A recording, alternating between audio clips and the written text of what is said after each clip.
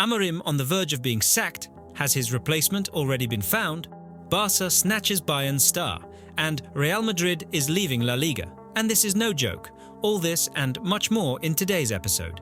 Friends, to see you again tomorrow, we need 250 thumbs up today. Already done? Then let's go. Leroy Sané is set to leave Bayern this summer, and on a free transfer at that. He's got it all: pace, technique, goals. But as they say, money doesn't buy happiness, though the amount definitely matters. And that's where the contract drama begins. So, here's the situation. Sané's contract is basically up. It expires this summer. And Bayern? Well, you know how they operate. Paying 20 million euros a year for a winger who, let's be real, only shines every now and then. Not exactly their style. It looks like Munich have already moved on. More like, Leroy, thanks for everything, but there's the door. See ya. And who's right there, calculator in hand, ready to pounce? Barcelona. They love a free transfer. They desperately need someone for the left wing, preferably impactful and cheap. And boom, Sané appears, polished, ready to go. Well, as free as a bird if you don't count his wage demands. But here's the problem. Barca's budget is a total mess. You know their one-to-one rule. They can only sign players if they sell for the same amount. So, to pull off the Sané deal, they'd have to sell, well, half the squad? Or maybe a kidney? Just kidding. Or am I? The big question, does Leroy even want this? Sitting around at Barca, waiting for them to offload someone just so they can pay his salary. Word is, he wouldn't mind heading back to England. And there, the money is definitely there. Especially at Arsenal and Manchester United. These clubs can offer him a contract so massive, his eyes might pop out. Of course, there's a catch. Sané's attitude has always been a bit of a question mark. He's known for getting frustrated, acting up, or just strolling around the pitch when he's not in the mood. Remember his time at City? Not exactly drama-free, but at the same time, talent doesn't just disappear. If Hansi Flick at Barca can find the right approach, and let's not forget, they've already worked together at Bayern and the German national team. Something interesting could come out of this. Flick rates him highly, that's a fact. But will Sané rate Barca's offer if it's 3 times lower than what he'd get in England? That's the real question. So, where does this leave us? Sané is a free agent, a prime target for top clubs. Bayern risk losing him for nothing. Barca want him, but their finances are a joke. English clubs are circling, but do they want to deal with his personality?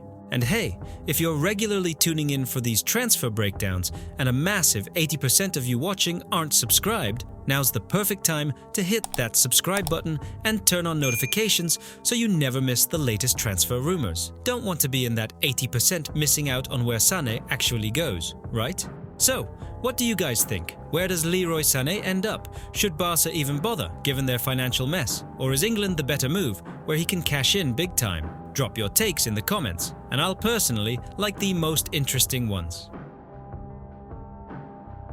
Manchester United, Bayern Munich and Paris Saint-Germain are all keeping a close eye on Real Madrid's 22-year-old French midfielder.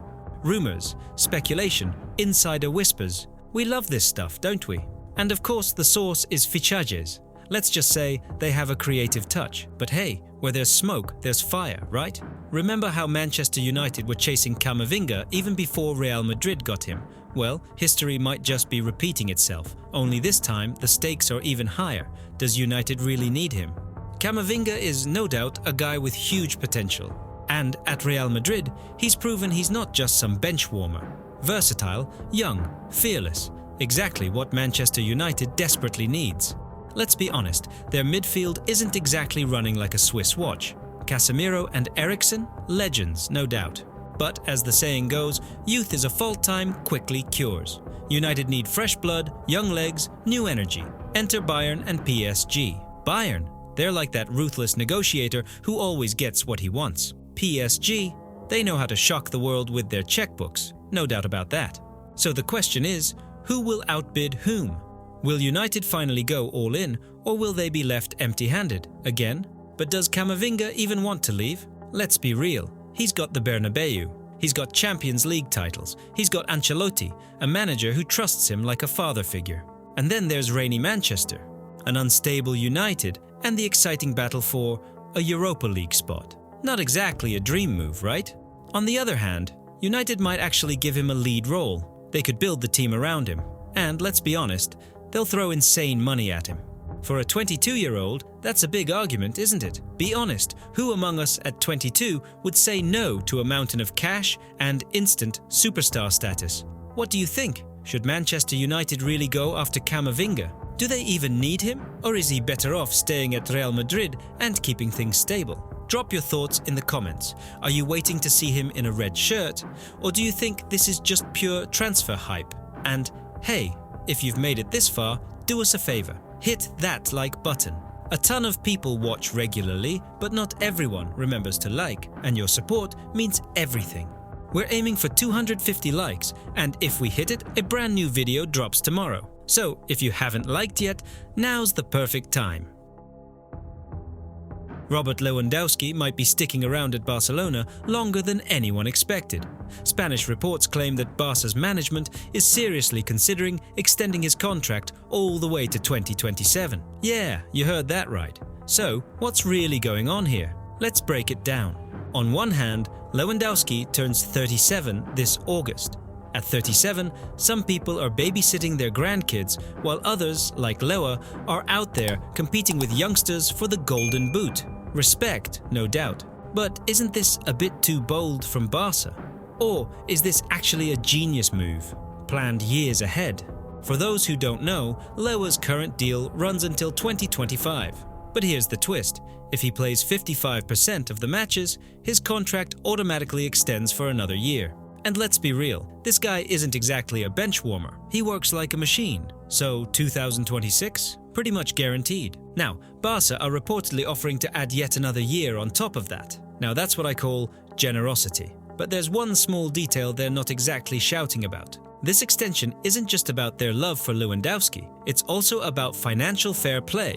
Yep, that dreaded FFP rule that's been haunting Barca for years. Rumor has it that extending his contract helps spread out salary payments and keeps them within the financial limits. You know, a little financial hocus pocus and poof, money magically appears. Magic outside of Hogwarts, no less. Jokes aside, if you actually look at Lewandowski this season, he's on fire. Battling Mbappé for the Pichichi, chasing the Golden Boot. Who would have thought that at nearly 37 he'd still be this dominant? Looks like he's found the secret elixir of eternal youth. Or maybe, is it all down to Hansi Flick? Flick and Lewa were an unstoppable duo at Bayern. Apparently, Flick knows the secret formula to get the best out of him. Rumor has it he's even come up with a new pressing system, where Lewa runs less but scores more. Genius, right? Just tweak the workload and voila, Lewandowski is back at the top. Of course, Barca's management isn't stupid. They've been scanning the market. And what do they see? They see that top strikers cost an absolute fortune. You want Alexander Isak from Newcastle? Gyökeres from Sporting? Good luck. Their price tags are sky high. Meanwhile, Barca already have a proven goal machine who keeps banging in goals, and he's already settled in, fully integrated into the squad. So why not just keep him? Makes sense, right? Of course, not everyone's convinced. Some will say 37 is too old. We need to focus on younger players. We should be building for the future. And to be fair, they have a point. But let's be honest, who at Barca right now is actually ready to replace Lewandowski as the number 9? Exactly. There's no long line of young talents waiting to take over. So maybe, just maybe, it's better to stick with what you know than gamble on the unknown. At least for now. What do you guys think? Does extending Lewandowski's contract until 2027 make sense? Or is it time for Barca to move on and look for fresh blood? Drop your thoughts in the comments. Let's discuss. Things are heating up in Madrid, and no, it's not paella they're cooking. It's something way spicier. Just imagine, Real Madrid, the royal club, a football empire, a living legend, actually considering leaving La Liga. What on earth is going on? Yes, folks, this is no joke. And definitely not an April Fool's prank, though it's starting to feel like the worst kind of football satire. It seems like Real Madrid has hit their limit with Spanish football's latest embarrassment. And all because of what? You guessed it, refereeing. It all started, as usual, with an invisible foul on Mbappé. Oh, just a little love tap to the legs, nothing to see here. Then came the shocking defeat against Espanyol, as if someone was deliberately scripting the most painful scenario possible. And the cherry on top? Bellingham's red card against Osasuna. Did you see that masterpiece of refereeing? Even Houdini would be jealous of such magical disappearing logic. Even Carlo Ancelotti, Mr. Cool himself, finally snapped. His now iconic phrase, VAR must have been switched off, has already become legendary. Honestly, I think VAR didn't just switch off, it packed its bags and flew off to the Bahamas, leaving the referees to entertain themselves however they pleased. But in every joke, there's a grain of truth. And Madrid, they're not just unhappy, they're furious. The bombshell: could Real Madrid actually leave La Liga? Rumors are swirling that Florentino Perez is considering radical action. And here's the big shocker: Real Madrid might quit La Liga altogether. Spanish media claim Perez believes La Liga president Javier Tebas has turned the entire league against Madrid. Some even call it an anti-Madrid conspiracy. Sounds crazy? Maybe. But let's be honest, don't all conspiracy theories start with a small piece of truth? Where would Real Madrid go? The idea of Real Madrid seeking refuge in another league would shake world football to its core. Can you imagine Real Madrid in League One, Serie A, or the Bundesliga? A Clásico against PSG, a weekly Real Madrid-Juventus derby. And what about England? Sounds like a dream. But let's be real, there are way too many obstacles. It's not as simple as switching apartments. FIFA, UEFA, La Liga, the entire football bureaucracy would have to approve it. And let's not forget, Perez already tried to push through the Super League. Could this be his plan Z to shift the conversation away from it? For now, Real Madrid remains in La Liga. But the question is, for how long? So what do you guys think? Is this just a bluff or a real threat? Where should Real Madrid go if they actually leave La Liga? Drop your takes in the comments. I'd love to hear your wildest predictions. So, Manchester United, the situation couldn't be worse. Remember Ruben Amorim, the guy who was supposed to save this sinking ship called the Red Devils? Well, not only did he fail to save it, now it looks like it's completely run aground. Amorim, of course, tried. He wanted to bring in high-intensity football, a fresh philosophy, all that jazz. But apparently, his philosophy turned out to be too high intensity for this United squad, or maybe too low intensity, judging by the results. Bottom line, it just didn't click. 15th place. Just let that sink in. You really have to try hard to sink that low after all those years of supposed glory. And Amorim was brought in to fix the mess after Ten Hag. And now, it's even worse. It's like swapping out soap for soap, only this one is even more slippery. And this is after they went out in January and bought a whole Patrick Dorgu. Yeah, that was supposed to fix everything, obviously. Patrick Dorgu.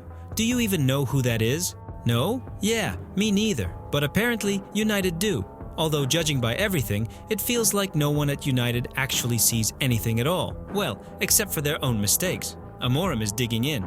But should he? The guy insists he won't back down from his principles. Well, sure, principles are nice and all, but when your team plays like school kids against pros, maybe it's time to tweak those principles a bit. Just a thought. Next in line, Xavi Hernandez. Rumors from Spain suggest Manchester United are already searching for Amorim's replacement. He barely had time to settle in, and they're already packing his bags. Honestly, with results like these, I wouldn't be surprised if they've already booked him a flight home. And guess who's reportedly on top of United's wish list? Former Barcelona boss, Xavi Hernandez. Now that's a name. What do you make of that? The United board apparently sees him as the ideal person to restore the club. Ideal. Can you believe that? After all the chaos United have been through, they actually believe Xavi is the Messiah who will bring back the glory days. Yeah, right. We'll see. But does Xavi actually fit? Of course, Xavi is a big name.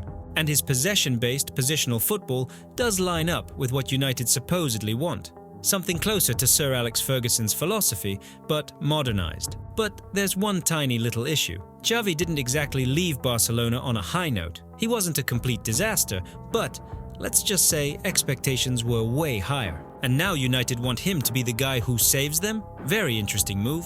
Very. As they say, from the frying pan into the fire, or maybe from the fire into paradise.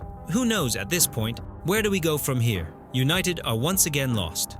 They're searching for a manager who can bring back their identity, their wins, literally anything good at all, aside from pain and suffering for the fans. Is Xavi their last hope? Or just another mistake waiting to happen? Time will tell. For now, we keep watching this never-ending football soap opera.